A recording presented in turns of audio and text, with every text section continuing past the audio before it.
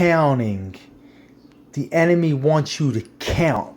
Because when you count, you are showing that you are not trusting God. You will count your money all the time.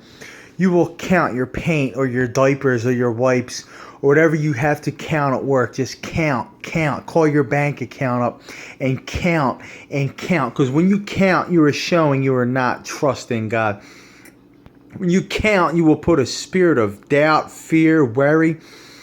And the only way to please the Lord is by faith. The only way to touch heaven is by faith. The only way to move the hand of God is by faith. So the enemy will have you counting your money. He will have you counting on other people. He will have you counting in time. He will have you counting on certain times to do things.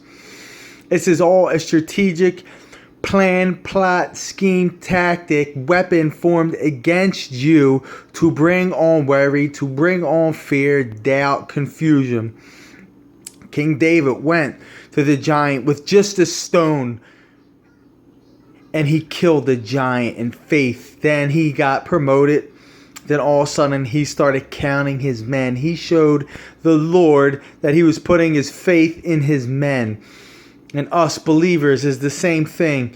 Sometimes we had all this faith, but faith comes. It does not stay. So the enemy wants you to continually count and worry and count and worry and call your bank account and count on this to happen and count on that to happen.